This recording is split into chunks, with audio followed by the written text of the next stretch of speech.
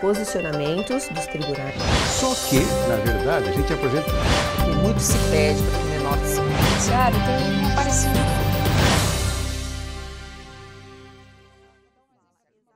Olá, está no ar mais uma edição do programa Diálogos de Justiça, uma parceria entre a Unisa, Universidade de Santo Amaro, e o IPAM, Instituto Paulista de Magistrados.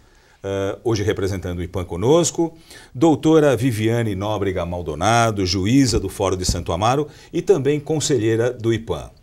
Muito obrigado pela sua presença, doutora. Muito obrigada, eu que agradeço. O tema de hoje a ser abordado será o direito político e econômico com viés na pobreza, na desigualdade e na exclusão social. Para abordar o tema, conosco o Dr. Efrem Fernandes Pousa Júnior. O Dr. Efrem, ele é advogado em São Paulo, doutorando pela PUC e também mestre em Direito Político e Econômico pela Universidade Mackenzie. Também pós-graduado em Direito Penal pela Escola Superior do Ministério Público do Estado de São Paulo e também pós-graduado em Direito Processual Civil pelo Centro Universitário Salesiano. Agradecemos a sua presença, Dr. Efrem. Obrigado. É um prazer tê-lo conosco. Dr. Efrem, um tema aqui realmente um tanto complexo. Na visão social do direito, tá? Como é que podemos definir essa desigualdade, pobreza e exclusão social? Como é que poderíamos fragmentar esse tema para uma discussão melhor?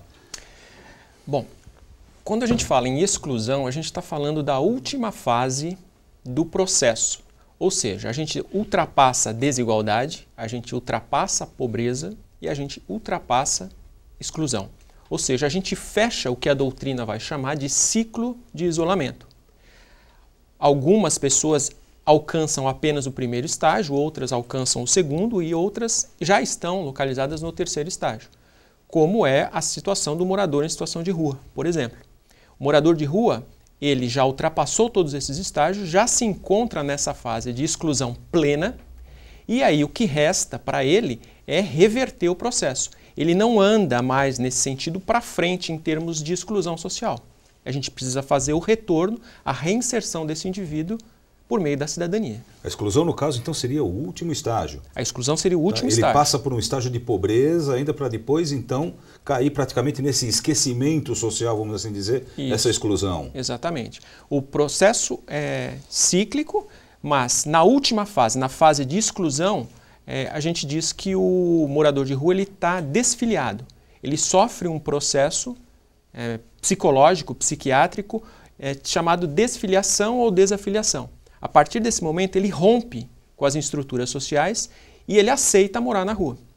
Então, a gente também, dentro desta última fase de exclusão, a gente tem subdivisões. A gente tem o morador que está na rua, o que fica na rua e o que é da rua. Efetivamente aquele que não tem condições ou não consegue voltar para o convívio social, seja familiar. Dentro desse processo, me parece assim, intuitivamente, eu não sou especialista no tema, mas me parece que o ponto antecedente seria o abandono da família, não seria? Porque de uma certa maneira, a rejeição, existe algum mapeamento nesse sentido? Porque me parece que, intuitivamente, a família, a princípio, tentaria, de alguma maneira, não deixar chegar a esse ponto. Por exemplo, um alcoólatra, enfim. Ocorre esse rompimento em que momento? Tem relação com essa questão do abandono? Tipo, a família fecha as portas para essa pessoa e... Porque as pessoas sempre têm alguma espécie de vínculo, né? Sim. Não é só a família que fecha as portas. Às vezes é a própria pessoa que não aceita mais aquela determinada família. Uhum. A família é, sim, um vínculo que nas pesquisas, existem duas pesquisas básicas, uma em nível federal e uma em nível municipal. Uhum. A pesquisa em nível municipal, ela mostrou que a família é um ponto de ruptura para esse indivíduo ir para a rua. Uhum. Né? Determinado grau onde ele esteja, pobreza, exclusão e desigualdade, ele consegue retornar. Uhum. O que a gente tem que ver é se ele já atingiu o ponto de desfiliação. Aí ele não aceita voltar mais para aquela família. Ou seja, ele vai precisar de uma intervenção médica para voltar para aquele estágio que ele estava. Mas a família é sim um ponto, tanto de segregação do indivíduo, como do próprio indivíduo se sentir segregado por aquela família. Então, na verdade, dentro dessas pesquisas que o senhor mencionou, o trabalho no sentido de haver a reinserção na família, ele é a prioristicamente descartado, né? Quer dizer, passam-se por outros processos até que eventualmente possa haver a reinserção familiar? Sim, passam-se por outros processos, até porque pode ser o caso dele não querer voltar para a família, né? A princípio, a intervenção médica nesses casos do desfiliado seria a primeira fase. Essa seria o primeiro ato, a primeira atividade que teria que ser praticada. E as políticas públicas teriam que vir nesse sentido. Mas o senhor menciona esse componente médico para todos os casos, mas as pessoas podem estar lá sãs, mas simplesmente elas não padecem de nenhum mal. Por opção? Por opção. Eu quero viver dessa forma, eu gosto de morar aqui, eu tenho meu grupo, vamos dizer, social aqui, eu estou consciente da minha escolha. Sim. Vivo da mendicância ou pratico pequenos furtos. Sim. E não tenho nenhum problema mental. Sim. O fator mental, ele existe, ele pode não ser preponderante dentro desse grupo social, mas ele tem que ser levado em consideração. Agora, existem pessoas que estão fora desse grupo? Existem pessoas que não precisam dessa intervenção médica. Mas a gente precisa saber qual a causa da ruptura. E como que a gente vai apurar essa causa? Basicamente por uma intervenção médica, para saber se ele precisa, se ele consegue voltar ou não. Não que ele necessite de uma intervenção médica, mas ele precisa passar por uma intervenção médica, por uma avaliação, para saber se ele está no ponto de ruptura da desfiliação ou não. E aí saber o caminho que deve ser direcionado. E existe algum exemplo aqui no Brasil de que seja feito um trabalho de atendimento nesse sentido, de fazer uma avaliação, um exemplo bem sucedido, né, eu digo? Existe. O município de São Paulo é destaque em todo o Brasil, né? A área de assistência social aqui, além de trabalhar com muitas pesquisas, ter um contato direto com essa população, eles fazem contabilização, eles fazem políticas públicas direcionadas. Então, se tem alguém que consegue mensurar isso, é o município de São Paulo. Tá? Tem políticas nesse sentido. E daí eles fazem a reinserção, por exemplo, profissional, tem esse trabalho também complementar? Tem esse trabalho. São Paulo é destaque na parte de inclusão social via políticas públicas de trabalho, né? Mas carece ainda de políticas públicas de saúde, que, como eu disse, acho que são as principais para a gente poder classificar o indivíduo. Até para saber se ele já está na área de exclusão ou se ele ainda está numa área de pobreza ou numa área de desigualdade, tá? Se ele está numa fase anterior. Estamos chegando ao final desse nosso primeiro bloco e dentro de instantes retornaremos com o Dr. Efraim. Fique conosco até o próximo bloco. Os posicionamentos dos tribunais. Só que, na verdade, a gente apresenta... E muito se pede para que o menor se Judiciário tem aparecido.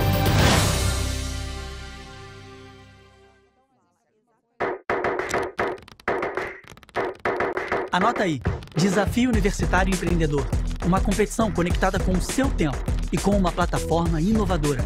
O negócio é acumular pontos e conhecimento empreendedor com experiências reais e virtuais.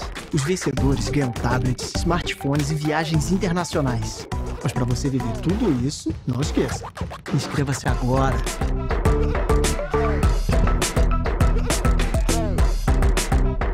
Esse é Joãozinho. Ele tem 10 anos. É admirado e elogiado por já trabalhar e ajudar em casa. Onde ele passa, todos falam: tão novo e já trabalhando? Que gracinha! E isso sempre lhe rende boas gorjetas. Mas espere, eu não acho isso bonito. E você? Ele podia estar estudando e brincando, mas ele está trabalhando. Mude seus conceitos. Trabalho infantil não é a melhor opção. Uma campanha do Ministério Público. Meu nome é José Carlos Silva, tenho 18 anos. Eu adoro tocar guitarra e andar de skate com meus amigos. Minha mãe me chama de Zeca e eu confio muito nela. Ela sabe tudo sobre mim. Tudo mesmo. Ela sabe que eu quero ser um doador de órgãos. Na verdade, toda a minha família sabe disso e todos me respeitam. Disso eu tenho certeza. Eles entendem que eu quero ajudar outras pessoas, mesmo quando eu for embora. E eu sei que se for preciso na hora certa, eles vão falar por mim. E vão saber o que fazer. Os órgãos do José Carlos puderam salvar outras vidas, graças a uma conversa e uma linda decisão baseada em respeito, confiança e amor. Seja também um doador de órgãos e lembre-se de avisar a sua família sobre esse desejo. Sua família é a sua voz.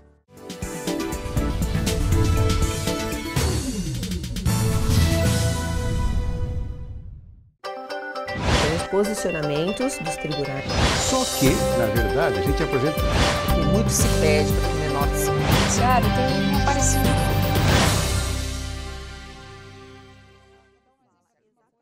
Olá, estamos de volta com o segundo bloco do programa Diálogos e Justiça, uma parceria entre o IPAM, Instituto Paulista de Magistrados, e a Unisa, Universidade de Santo Amaro. Hoje conosco o Dr. Efrem Pousa Júnior, abordando o tema Direito Público e Econômico no que tange a pobreza, desigualdade e exclusão social no Brasil. No primeiro bloco, doutor, o senhor fez uma explanação bastante profícua em relação à situação da pobreza, como que se chega lá, inclusive até a exclusão social. Eu queria saber o seguinte, enveredando mais para o lado jurídico agora, instrumentos jurídicos que possam reverter esse cidadão dessa situação de exclusão, existem? Existem. Eles são escassos, mas eles existem. Tanto em nível federal, nós temos um decreto autônomo, um decreto presidencial, e temos em nível municipal. Nós temos uma legislação que foi criada e promulgada por meio da Frente Parlamentar de Defesa dos Moradores de Situação de Rua. Desculpa, o senhor disse municipal, estadual não contamos com nada? Estadual não, infelizmente não. Nós temos políticas públicas estaduais, municipais e federais. Temos instrumentos de censos que contabilizam, que vê as características Mas isso estadual. No contexto das políticas públicas. Vamos falar dos instrumentos jurídicos primeiro e na sequência vamos abordar as políticas sociais. Não, nós só temos duas leis básicas, normas, vamos dizer, uma norma federal e uma legislação municipal. E basicamente elas prevêem o quê, do ponto de vista do objeto? Primeiro a gente vai voltar naquele nosso ponto, a parte médica, a parte de assistência social. A quem deve ser fornecido determinadas condições de trabalho, moradia, pousada, porque a gente tem agora um grave problema dos albergues que estão sendo desativados. Para onde que vai essa população de rua do centro de São Paulo? Né? Então, a lei prevê todas essas situações. E são da competência municipal? São da competência municipal. O problema é que elas são programáticas, né? Elas funcionam como aquelas que estão na Constituição. A Constituição fala. Só para um esclarecimento maior para o nosso telespectador, o que seria uma legislação programática, no caso, só para dar sequência? É aquela que está colocada formalmente num instrumento jurídico, mas na prática ela não está sendo efetivada. Né? A Constituição, ela traça lá no artigo 3º, ela fala de justiça social, no 6º ela fala dos direitos sociais, lá no 170 ela vai falar do poder econômico e social para a gente conseguir implementar. Mas tudo isso ainda tem muito do viés programático. Na prática, isso não está sendo observado. E a legislação municipal também padece desse problema. Se a gente pegar a data da promulgação dessa legislação, é uma legislação que já está aí há quase 8 anos e nada foi feito. Né? A municipal? A municipal. E a federal? Então. Inócua. E a federal? A federal é mais antiga. A federal, e a federal prevê o quê? As mesmas, vamos dizer assim, as mesmas providências? As mesmas providências. A lei federal, ela tenta colocar isso tudo em forma de políticas públicas. Até porque se trata de um decreto autônomo.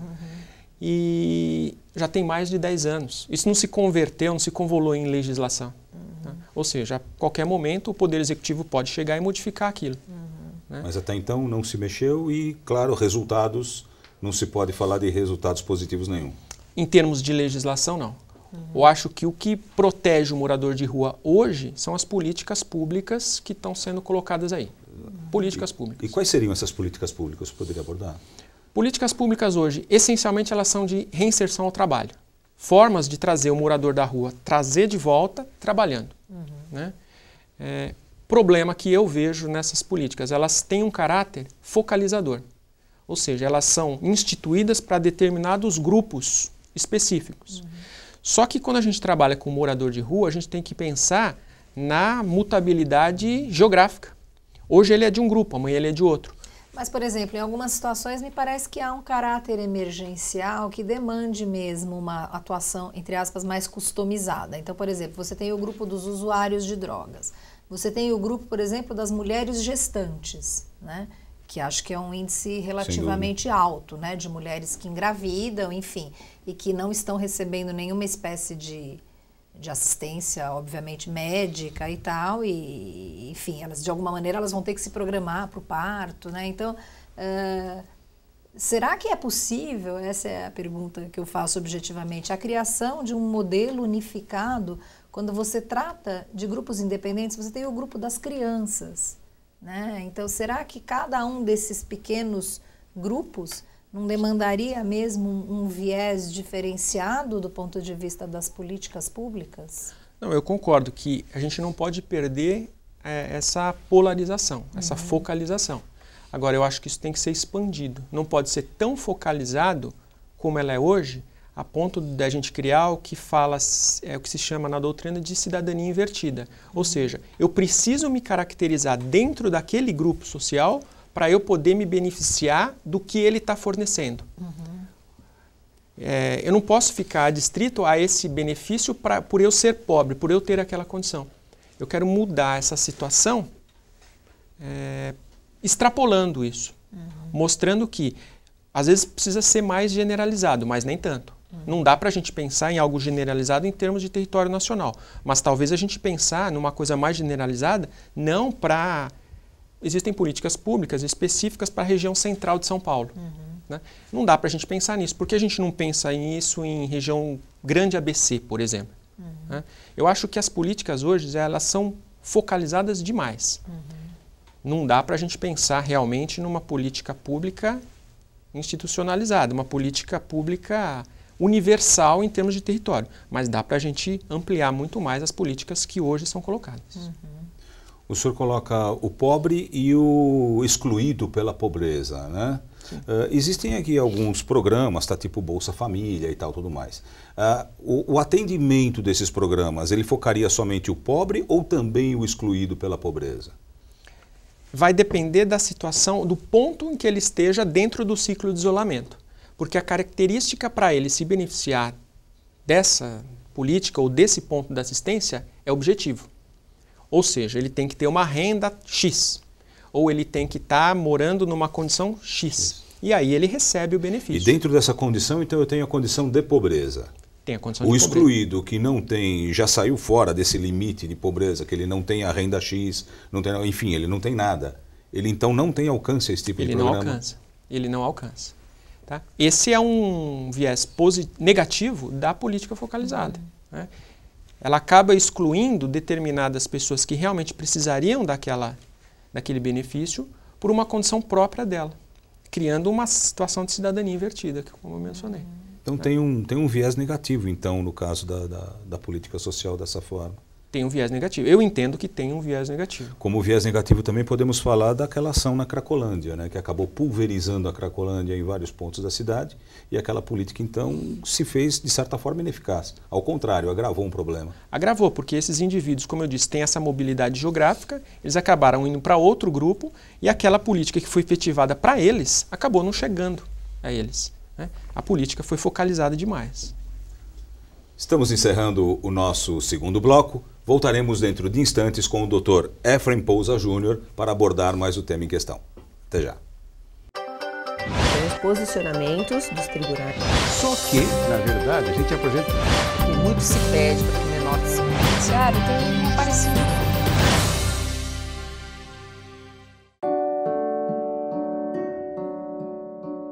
Meu nome é José Carlos Silva, tenho 18 anos.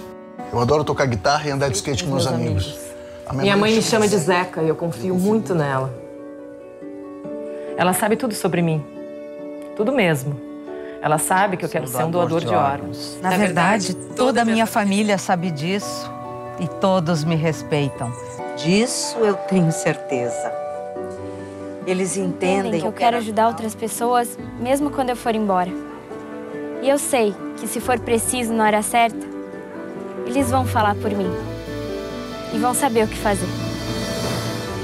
Os órgãos do José Carlos puderam salvar outras vidas, graças a uma conversa e uma linda decisão baseada em respeito, confiança e amor.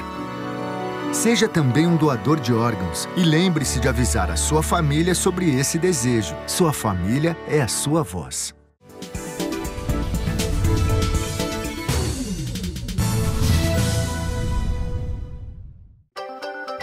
Posicionamentos dos tribunais. Só que, na verdade, a gente apresenta... E muito se pede para que o menor se judiciário tem aparecido. Olá, estamos de volta com o nosso terceiro e último bloco do programa Diálogos de Justiça, uma parceria entre a Unisa, Universidade de Santo Amaro, e o IPAM, Instituto Paulista de Magistrados.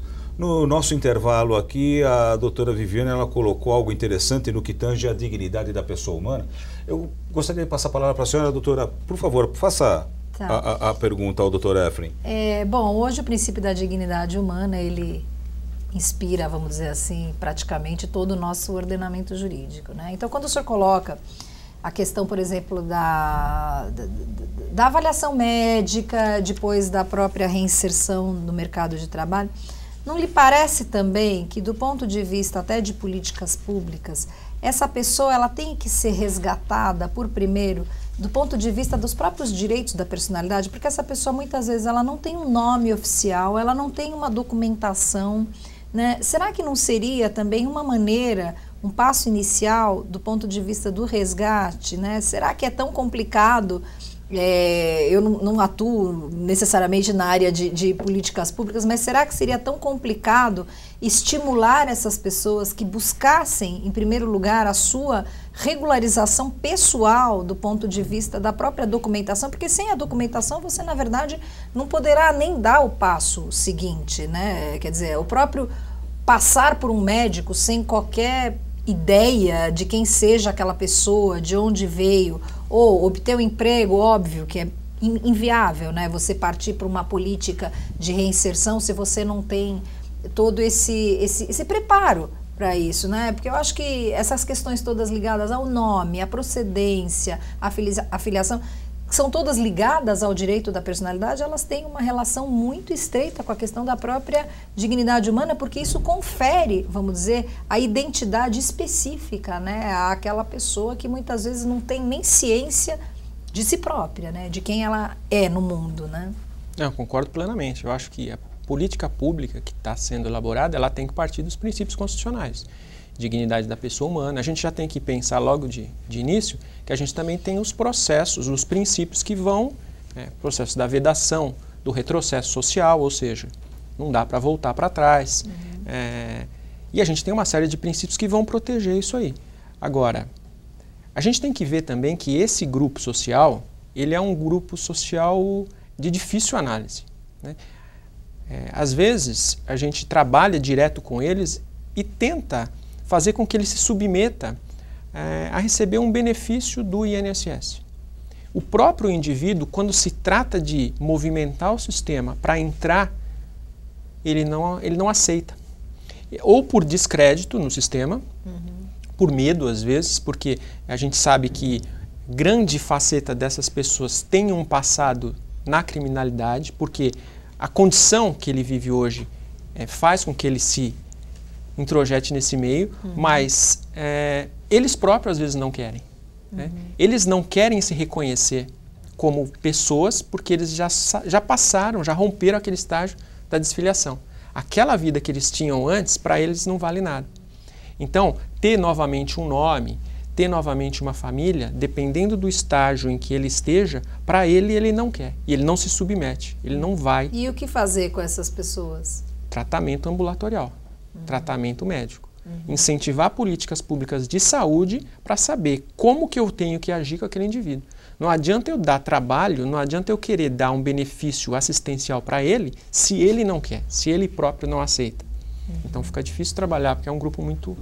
O senhor tocou num ponto interessante aí quando abordou a criminalidade. Como é que se dá essa relação da exclusão com a criminalidade? Da exclusão advém a criminalidade ou ao caminho inverso, da criminalidade para a exclusão? A pesquisa municipal que foi feita, ela trabalhou esse critério. Um critério era fazer a análise do passado desses indivíduos. E o que a pesquisa constatou foi que todos...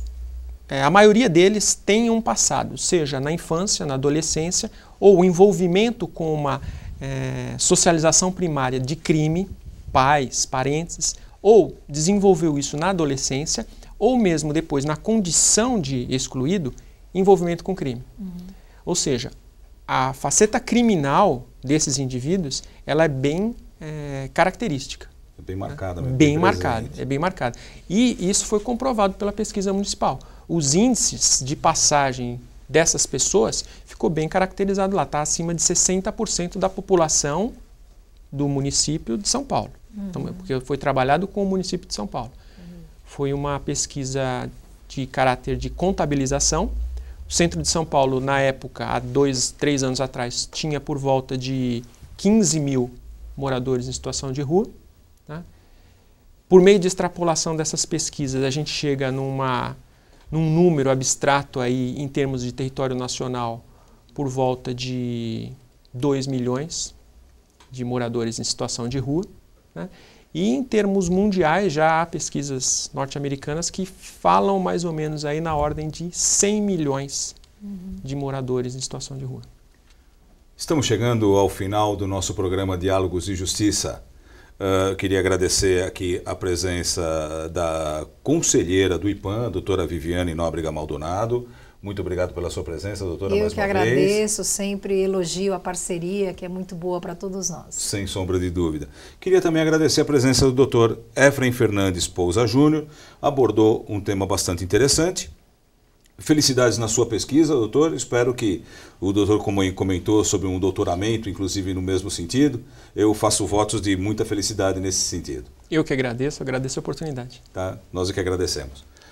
Encerra-se aqui o Diálogos de Justiça. Ao nosso telespectador, o nosso muito obrigado, o nosso abraço e até o próximo Diálogos de Justiça. São os posicionamentos dos tribunais. Só que, na verdade, a gente apresenta... E muito se pede para que o menor se... Judiciário tem um parecimento.